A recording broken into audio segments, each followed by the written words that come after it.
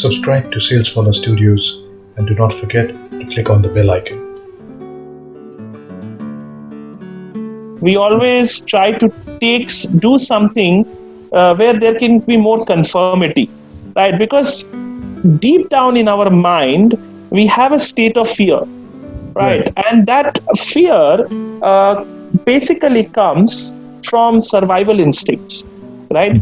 So it was very well captured by the Yoga Sutra, which was written thousands of years ago by Rishi Patanjali, sage Patanjali. Hello and welcome to another episode of Leisurely Baatein. My guest today is Mr. Anindo Bhattacharjee, Professor of Management at NMIMS. We're going to discuss a lot of interesting things with Anindo today, but let's start by welcoming him. Anindo, welcome to Leisurely Baatein. Anindo, you're joining us from Kolkata today. Right, I am joining from Kolkata. So I am basically in Mumbai, but I have come here for some personal issues. I had to come here. Right. But it's good to get connected with you from Kolkata itself. Absolutely. Anindo, I'd like to start our conversation by just trying to find out a little bit about your early life. So please share with us, how was your early life? Where was it? And, what you did? Well, my father was in one of the giant public sector undertakings, that is Coal India, and he had a transferable job, right? So I have mostly stayed outside Kolkata and Bengal itself. So I've stayed in many different states, right? I was born in Nagpur, and I've stayed mostly in places which is currently in Chhattisgarh, Orissa. I've also stayed in Bihar, and I was in Bihar when Bihar became Bihar and Jharkhand, right? And eventually I came to Calcutta for my higher education. Right. So my journey right from the beginning has been not just in one schools, but in various different schools. I think normal routine of any particular family is when a kid comes, they go to kindergartens and they try to put them in one good school, right? And then in that school, from class 1 to class 12, they will study, and then there will be a rush for colleges, right, to get into the best colleges, and then higher education, IITs, IIMs, or even going abroad in foreign universities, right? But my whole thing was a little different. I had a lot of switches in my schools itself. So sometimes it was CBSE, sometimes it was ISC, right? So, and I've seen those transitions and learned to cope with it. And Chhattisgarh is a very different kind of a place as Jharkhand, as Calcutta, right? I mean, every particular geographical location in India. I mean, we used to study unity in diversity. In our textbooks, in civics textbooks, they used to say unity in diversity. But diversity is something which has to be experienced. It's not something which you speak in words, right? You need to experience it. You need to become more sensitive to people's beliefs, what do people, and there are certain superstitions also which people have. But you have to accept it just out of just for the sake of keeping that relationship and that sense of compassion that you have towards people.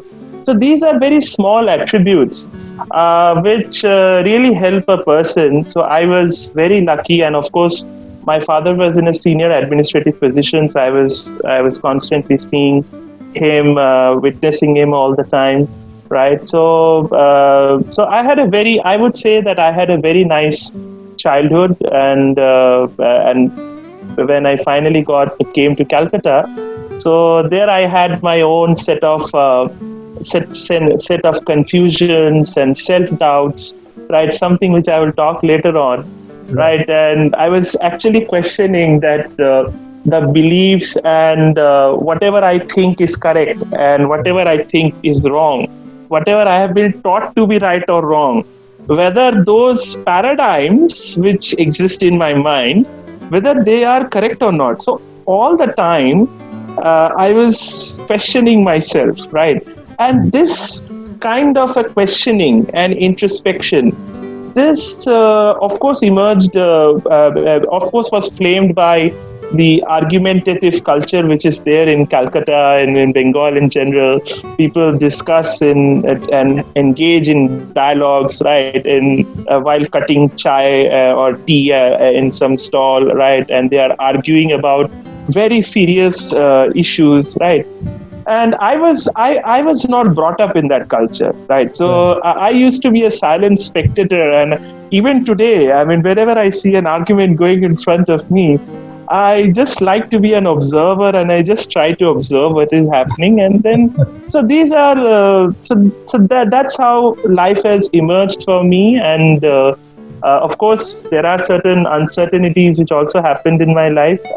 What I wanted to do, it's not always necessary that I was able to do it, right? So I have gone through those typical vicissitudes of expectations and dreams that many students have, right? So, and I was having a mind which was going in various different directions. So so when I entered my class 11, I wanted to be I thought that let's become a doctor. And by the time I was in class 12, I thought I would get into an IIT. But then I finally got into doing a graduation in physics. And I also was offered an MSc program in Indian Institute of Technology, Madras. But somehow things didn't work out well for me, and I changed my course. And I sometimes tell it humorously to my students that I crash landed in management, and then there was no looking back, because sometimes you crash land in a wonderful place, and you see, oh, this is my space which I was looking for, and so management happened to my life in a way. And I started my career with Reliance Capital. Right. And at the young age of 23, I was heading a branch. I had people reporting to me. So I was that typical saleswala or sales guy, right? I mean, who has to lead from the front, and sometimes has to go to sales calls himself along with the BD or business development executive, who has to go to the channel partners and talk to them, and prospective channel partners who can be our prospective people who could be our future channel partners. So my engagement with different kinds of entrepreneurs, with different kinds of people, it happened at a very early age, and I was also put in a position where I have to set an example for others to follow. Right. So that kind of brought me out of my shell, and I tried to develop my persuasive skill, and eventually I discovered that I have that salesperson in me, and I try to carry the same thing on my sleeves, because I still remember there was one thing which was told by one of my zonal managers. He was a very nice person in Reliance, right? And one of my mentor was also very, very good. It's very important that you should have it's a matter of luck sometimes, but it's important that you should have very good bosses at the very initial years of your life. So he told me one thing very important. He said that, Anindo, if you are in any other organization, passion is something, is an add-on. You know, if you are passionate about doing something, you would be considered something different from the crowd. But in our organization, passion is a necessity.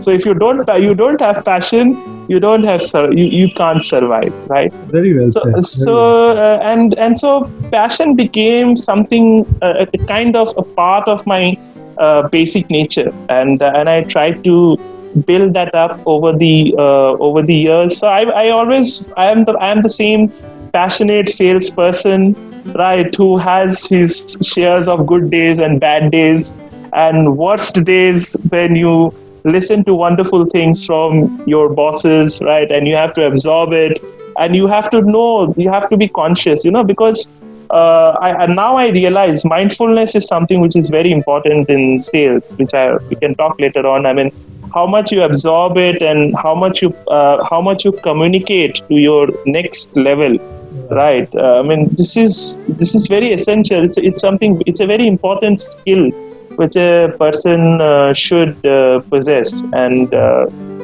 so I think that's a pretty detailed description of Very of my interesting. childhood to young life. So Very, very interesting. I mean, being a salesperson and then, landing up in academics and being an academician, how did that happen? well, I always wanted to be an academic. Research was something which I always wanted to do. Right. So I always, during my undergraduate days itself, I had this dream of becoming quantum physicist. And I was into stuff like quantum computing. I mean, now quantum computing, nanotechnology, it has become such a huge field. But in those days, I mean, it was early 2000s, the field was just coming up. And these ideas of qubits was very, very interesting for me. Right. So I never thought that physics can get into computer science. So it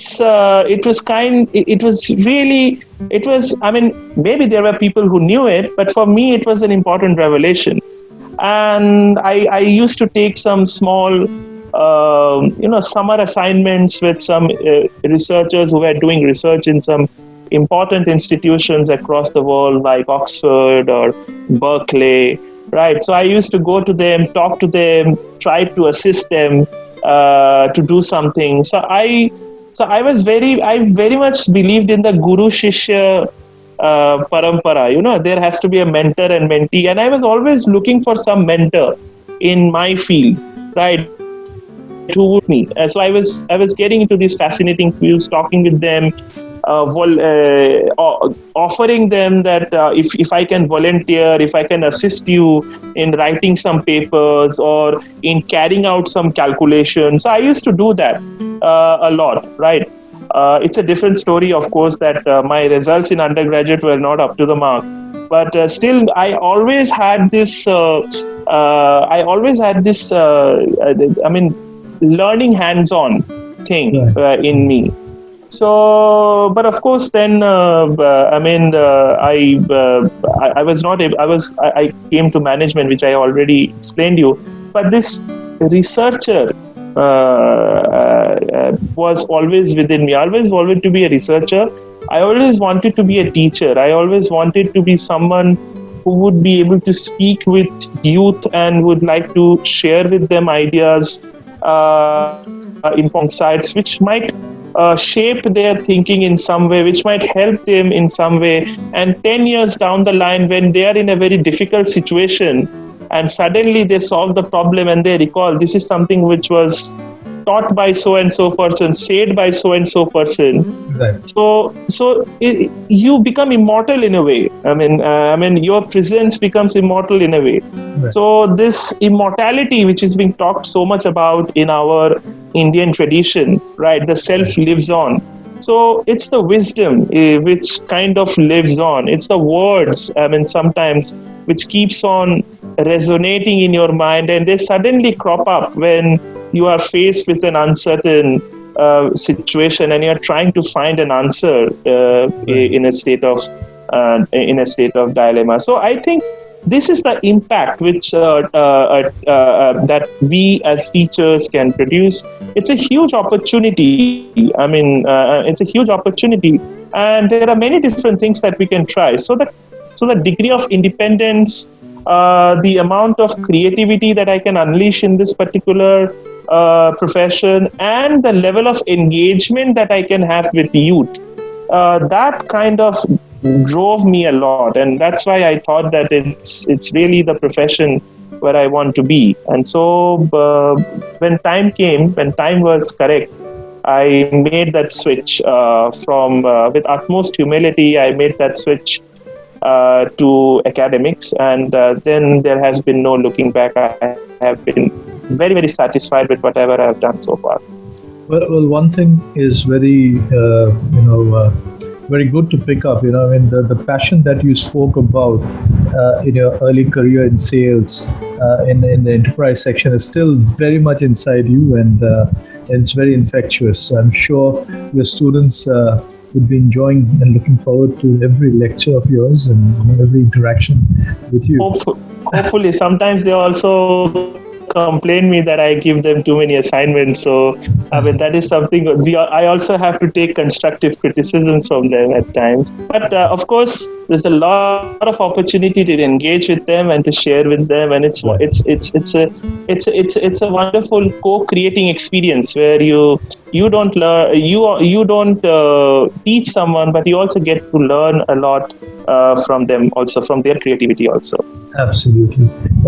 Ananda, I'm very intrigued with especially looking. I listened to your TED speech, which was phenomenal, and you spoke about a topic which in today's world, especially with COVID-19, post-COVID-19 environment, is so relevant. You're doing a lot of good work on uncertainty and helping people to deal with uncertainty. So please talk us through, about your work on uncertainty. I think uncertainty is something which comes to your mind when you are in a state of undecidedness. I mean, you try to think, and so there's a state of undecidedness. You try to find answers, but sometimes you don't have answers, to clear-cut answers to something. It's very well. There was a song which I have once heard by some person called Anil Banji, and he sang a song Undecided. Yes. So I have heard that song once, and that idea of undecidedness. I mean, it's really very relevant. I mean, it's something which people face at walks of life. I mean, it's about. It starts with, maybe, let's say, if I can talk on a lighter note. So in a school, you see some girl and you like her, and whether you will go and tell her and express her, or you will stay back, right? So that is a state of undecidedness, right? Whether you will be more rejection as well. Right, and because there's a fear of rejection. So fear is a very important factor over there. So then you are going to make a choice of what college you should go to study to. So there also you will have a state of undecidedness, and many a times you normally go there where your other peers are also going.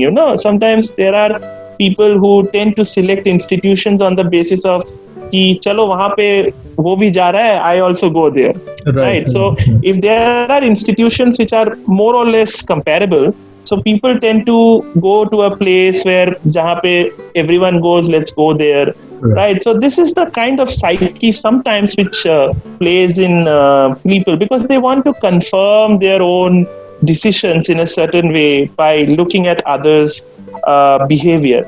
So we normally try to avoid the road which is less traveled. We always try to do something where there can be more conformity, right? Because deep down in our mind, we have a state of fear, right? And that fear basically comes from survival instincts, right? So it was very well captured by the Yoga Sutra, which was written thousands of years ago by Rishi Patanjali, sage Patanjali. So the person who actually gave yoga to the world, right? I mean, when I say yoga, I'm not talking about the Hatha Yoga, which is mostly about those stretches, those exercises, right? It's more about breathing. It's more about yoga. The word yoga means unification, unifying yourself with the cosmos, with the entire universe, and trying to understand what is your role in this entire universe, how you are not something separate from the universe, but merging yourself into the universe. You're a part of the universe, right? We talk about interconnectedness. We talk about this digitization and information technology, making the whole world smaller, right? Because everyone is now well connected. So interconnectedness is very much there in the systems approach of business, right? And systems thinking of business, right? So this idea that we are not separate, we are part of the entire thing, right? So this is an important realization which people should have. So coming back to the concept of to Patanjali's Yoga Sutra. So in Yoga Sutra, Patanjali says that there are 5 afflictions of our mind. So see, mind is a concept, right? Mind is basically a concept, right? Philosophically, mind is a concept. So if we look into the conceptualization of mind, so Patanjali's conceptualization of mind was there are 5 afflictions which exist in our mind in the way we think. And they are avidya, ashmita, rag, dvesh, abhinivesh, right? So avidya means ignorance, ashmita means ego, rag means attachment, dvesh means aversion, and abhinivesh means fear, right? And I actually came to this particular aspect by studying a book, Make Your Mind Your Best Friend. I read one book by some person called Shuddhananda Brahmachari. So I read that book. So there I was first introduced to this idea of Patanjali's 5 afflictions of mind. And then I went down to search and read about it in detail. And I came to understand that this really sums up in a certain way the way we interpret uncertainty, right? Because everything starts with when I try to connect the dots from my own journey in life, and when I try to listen to the stories of others, right? Because I'm a qualitative researcher, I keep interviewing people and I listen to their stories, and that really fascinates me. So when I listen to stories of other people about their journey, I always try to find that whether I can relate this to these 5 afflictions, and I see normally I'm able to do it. And at the core of everything is this abhinivesh, that is fear. Fear of what? Fear of death. Fear of abhinivesh literally means fear of death. So everyone has fear of death. We all have a survival instinct, right? Why do we need to have so many accumulations? Why do we need to have so much money? Why do we need to have so much cars? Why do we need to have, so much of material? Why there is so much of materialism all around us? I'm not against materialism. I always believe in the coexistence of materialism with us. Materialism is something which is also important. But then why this mad rush for materialism? This mad rush for materialism only exists because somewhere deep inside us we have a fear. We have a fear for death. We have a fear if something happens to us. Let's say we have a serious disease and we want to take care of the healthcare costs. We need money, right? If I want to be accepted in the society, then people think that I should have money. Then if I have money, I have status. So I would be accepted in the society. So these are myths, these are myths which which eventually get busted, and people eventually understand that there is no reason to, continuously live with this fear. Right? So we need to stop existing and start living. Right? There was a nice phrase which was given in the song Heal the World by Michael Jackson. He said that stop existing and start living, right? So that stop existing and start living only happens when you take the leap of faith. And you take the leap of faith when you believe that you can shed these fear, these inhibitions, and you can go ahead. And I think you can relate it very well to your to Saleswala, to whatever you have said in Saleswala also. So when you have this sense of self-doubt, that doubt comes from that fear. And you need to overcome this fear. Now you need to understand why this fear has come. that you can understand from the other afflictions that you have, right? So you have rag, that is attachment. You are attached to certain conceptions, right? And you are averse to certain ideas. I don't like this, I don't like that, right? I don't want to be put into such unease situation, right? Into some difficult situation. See, everyone wants to have a very smooth life, and they think that if they have material well-being, they will have a smooth life. And but eventually, I mean, this is something which I have realized. I'm not a rich person, but whenever I have spoken to people who have good material well-being, I mean, they are also having their own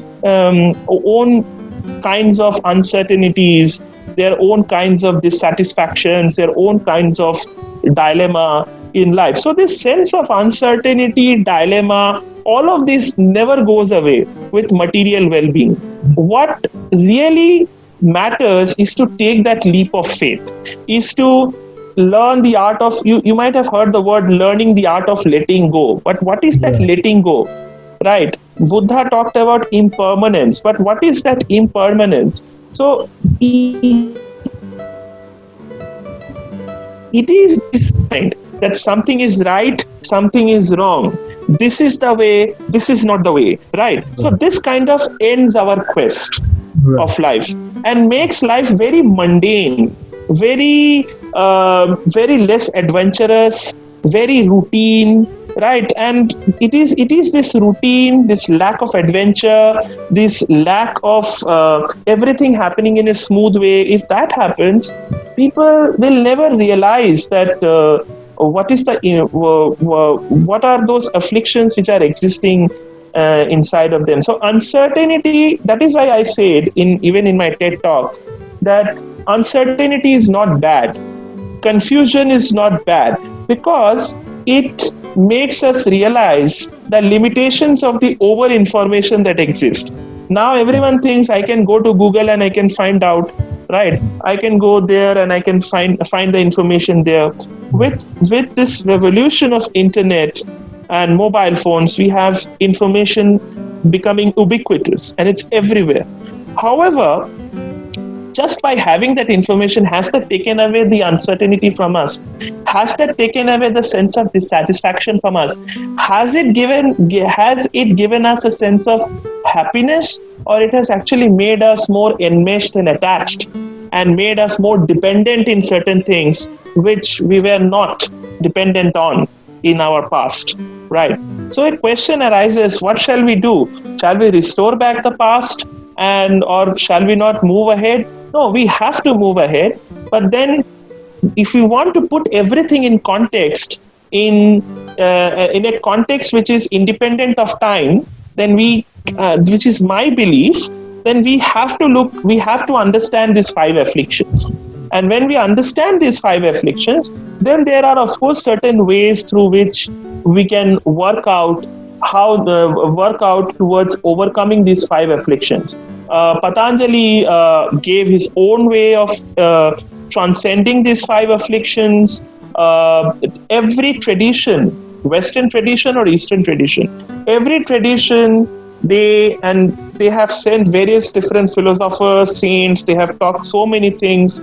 They always have, why everywhere it has been said that we should first understand us. I mean, understand that there is something inside us which is seeing, and there is something inside us which is hearing, right? We don't need to exactly conceptualize it what it is, but still what they wanted us to do is to get into this dialogue and self-introspection so that we find a purpose in life. Because when we have a purpose, when we have a passion, these 2 main attributes, when they emerge, when we have a purpose, when we have a passion in place, then in a certain way we can overcome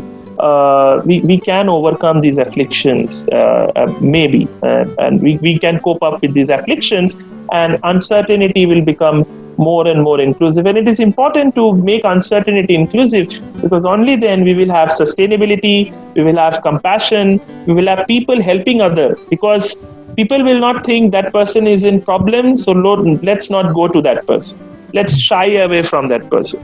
So this entire problem where we want to feel ourselves exclusive, we don't want to get into trouble, this whole mindset will go away. People will try to help someone beside them, right? This because they know they are not separate from others. They are basically part of this entire, this entire universe, this entire system that we are in, right? So, I mean, this thought comes in, and we then slowly and steadily overcome maybe this fear or abhinivesh. Right. I mean, you spoke about fear and self-doubt. I mean, how do you reckon they contribute to uncertainty? And both these things, fear and self-doubt, are prevalent in most of us. Sometimes we are able to kind of talk ourselves through it, but there is always a very latent fear or self-doubt that keeps playing. And how do you address that? Especially if you look into startups, entrepreneur, and being a professor of management, how do you relate that from a management perspective? Well, I do not have a capsule or that one short answer which will solve everyone's problem. But what I have understood is, I talk about a leadership framework myself, which is based on 4 Ps. So we might have studied the 4 Ps of marketing in our MBA. So I have my own 4 Ps of leadership, which I have published in various places. And I talk about these 4 Ps of leadership in various places and forums. So what are these 4 Ps? So first P is purpose. So the first thing is we need to find a purpose in life. We need to understand our purpose. We need to start asking the fundamental existential questions, right? So that is most important, right? What is it that is important for my well-being? Why do I want to do this? Why do I think doing this will make me happy, right? So, and how am I making an impact, right? Is it really important for me to make an impact, or is it important for me to just flow along, right? What is important for me? To have more money, or is it important for me to have more meaningfulness? So these dilemmas exist, and we need to first ask certain basic existential questions, and that will help us to first get into this quest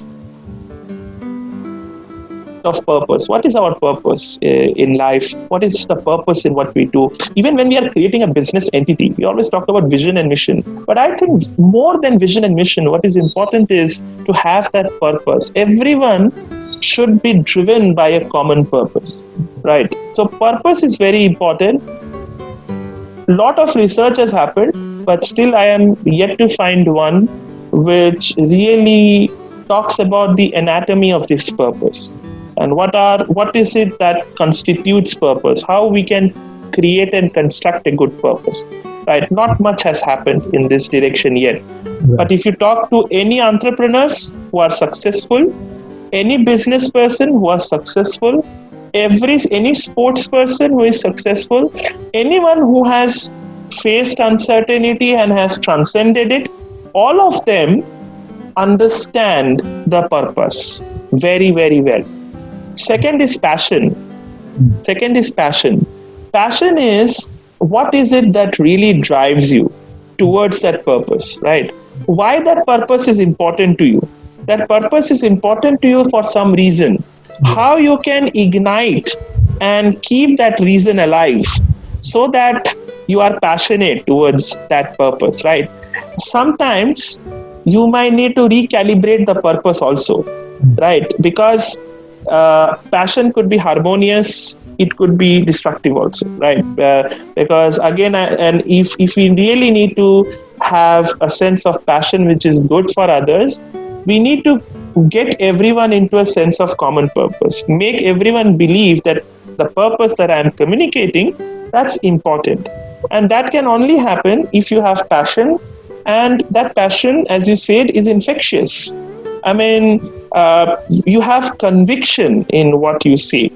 So when you have conviction in what you say, and that to a certain extent also comes from the training of sales, I might be a little biased.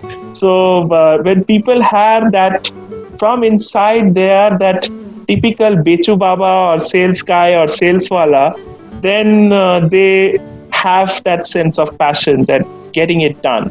So purpose and passion. Third is patience.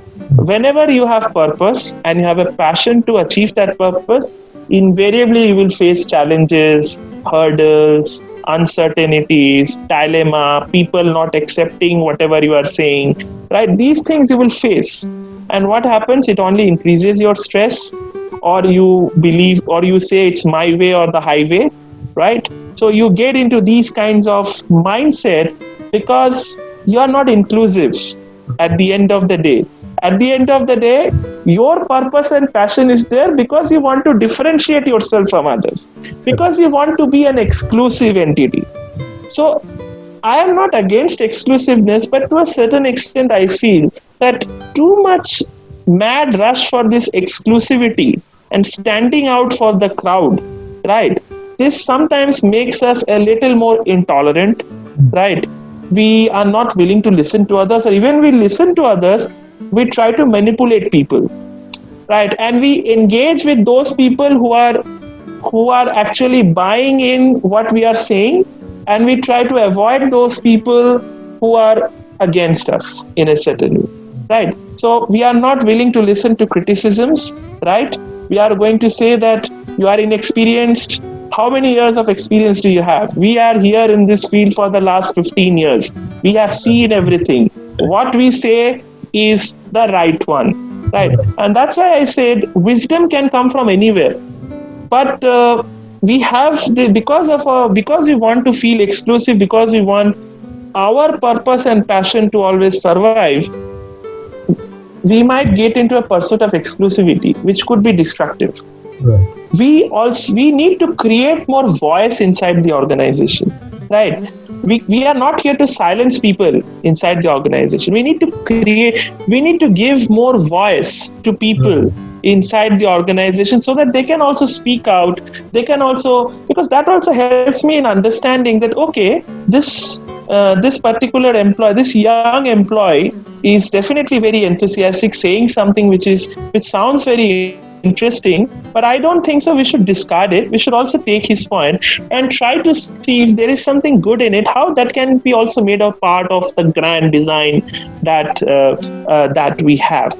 Even if you can do a small, even if you can make even a small effort and just recognize that person sometimes, that will go a long way. That person who is your foot soldier will really, really work very, very hard for you, because he or she knows that your purpose is not different from their purpose. They're common in a certain way. So purpose, passion, third is patience. Right. So the third comes is patience. When you have these hurdles, when you have these challenges, you need to keep patience, right? And patience comes when you do not think of uncertainty as bad. When you understand that uncertainty is something which has to be lived with, right? It is something which is to be lived with. Pandemics may come, epidemics may come, COVID-19 will come, it may go away or it may stay for the rest of our lifetime. But will that stop us from living? I mean, we have to, of course, I'm saying that we have to take all the medical precautions and everything, right? And we, as a collective, we need to behave more consciously in fighting this global pandemic. However, at the same time, we should not be so much fearful also from inside all the time. Too much of fear psychosis is bad. It is good. Fear is sometimes good. I mean, it will help us in making certain conscious decisions. So patience is important. And the fourth one, most important, is people. The fourth P is people. You need to constantly give voice to people. You need to listen to different kind of people, right? And in a healthcare context, I am part of a India-Sweden initiative on elder care. So our research team, whichever I am working in, we always try to believe that we need to listen to all our stakeholders. Right? It's very important, because even if we don't listen to a small voice, a small person, that might be catastrophic. That might take away the life of people, right? So in certain high performance, especially in high performance context, listening to everyone is very, very important. Connecting with everyone is very, very important. Solving conflicts with everyone is important. Always maintaining the dialogue with everyone is important. So you have to take along your people, and every people is coming with different sets of confusions and dilemmas and uncertainties and belief systems, right? So of course you might think it's a Herculean task, but well, that is what you are an entrepreneur for, and that is what you have come here for. You have not come here to just become rags to riches. You create another rag to riches story where you will just be said that out of fortune things happen. Right. There will be hurdles, there will be dilemmas, there will be confusions, there will be conflicts, but you have to resolve it all along in your journey to success and excellence. Very well said. I mean, I think I really enjoyed. I was listening very attentively to your 4Ps, and as an entrepreneur myself, I will hold on to those 4Ps as best as I can, especially to the third P, the patience, which is extremely important. For everyone. I think my take on uncertainty is it is something which is which exists in everyone's life, across segments, across a race, across geographies, and it's important that you embrace that uncertainty with a positive spirit. And I think it's also important, and my experience is such that we always talk about success, but there is a lot of effort that goes in, even with an entrepreneur who may not be termed as success. You could be in the game for 5 years with passion, with purpose, with patience, but at the end, you may not be deemed success because you've not been spoken about, or you've not had a multi-billion-dollar exit. But I think for me, and I have also seen, having worked globally, one of my biggest learning is it's important to respect failure, because there is uncertainty. When you start any entrepreneurial journey, you don't do it because knowing that it will be an exit or you'll be successful. You start it because there is a purpose that is driving you with passion, and you want to make the best attempt. And in that, there can be two outcomes, which is Boolean: success or failure. But I think what to me has been very important, and this is my third innings as an entrepreneur now, is the journey. And those 4Ps that you mentioned are something which really will help me take the third innings of this journey, make this more meaningful. So very well said.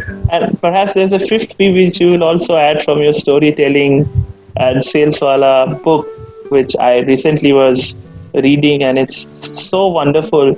See, we need to embrace practical wisdom. That's the fifth P. Right.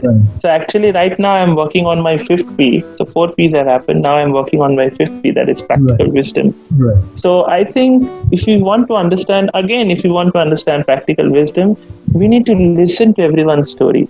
Right. And we need to listen to stories who are not necessarily in our industry. But we also need to listen to stories of people who are not in our industry. I have people, my entire friend circle, social circle, which I have, that comprises of people from various different walks of life and who are doing various different things. I mean, I might have a person who is a doctor. I might have a friend who is into sales and has intense discussions at times, right? So I sit there and I just observe and I just see what are the kinds of uncertainties that they go through, right? And I of course I have people like you and many others who are entrepreneurs, right? So, and I have those students. My students. I really love them because they are full of energy, especially in Mumbai at NMIMS, especially the undergraduate students whom I teach. They are full of life. They are full of energy, and many of them already have started off something. They are already having startups. So by the time they finish off the third year, right? So we also have various different modules through which we try to shape them, we try to guide them that about all the different things that you just talked about, right? Like all these various rounds of funding that they have and how they are going to do everything. So so our students are very much so, the ecosystem of an entrepreneurial spirit is very vibrant there, and they have this. I mean, they have this attitude of just going ahead and doing something, and it's really infectious for me at times, and they pose some really challenging questions at times. I mean, you might think that they are just kids out of high schools, but they can really take you for a ride if they really come to their true self. But all of them are having this passion in them, right? But what they don't have currently is patience, right? They only have passion, right? But they don't have the patience, and they are still trying to find out what their purpose is. And by the time people end their third year, many of them have already 2 or 3 failures, and they already understand, they already have understood that what works and what doesn't work, and that gives them a lot of practical wisdom, right? And I think talking to people and listening to their stories, documenting those stories, listening to them again and again, trying to write down the important themes which have emerged from each story, take away from all of them. I think that is something which all of us require. So the fifth P is practical wisdom. That's very, very essential, and it is something which is going to stay with us for our entire life.